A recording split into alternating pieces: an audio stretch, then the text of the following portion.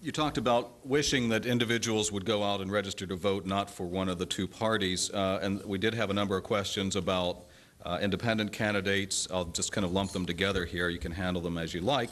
Where is Ross Perot when we need him? Why is there no viable third-party candidate? And you've touched on themes raised by Ralph Nader, Mike Bloomberg, and Pat Buchanan. How would you differentiate them and perhaps your own opinions? Ross Perot is safely in retirement, having withdrawn from the presidential race in 1992 in July after achieving a 39% rating in the public polls. He was doing really great until we found out he had a somewhat erratic nature that surfaced from time to time. Ralph Nader is fresh back from his victory in Florida. He doesn't seem to be in a much better mood these days, and he takes credit for the fact that Al Gore did as well as he did in 2000, because if he had not been in the race, he would have not inspired Al Gore to come to his views that made him more popular with the voters. I happen to think that Ralph Nader has performed an amazing role in this society of ours. He has been a social critic. He has been a stalwart. I do not know whether he will run or not. Frankly, part of me hopes that he will, so long as the ideas are new and fresh. Michael Bloomberg is a competent mayor. I've known him for 20-some-odd years. I think he's a terrific fellow.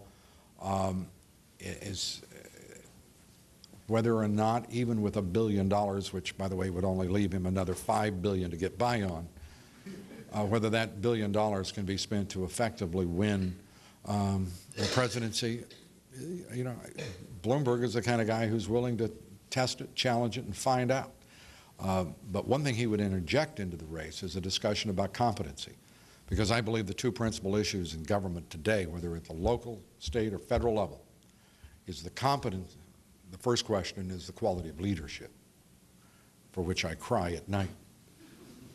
Competency, which also does not permit me anything other than tears, and integrity.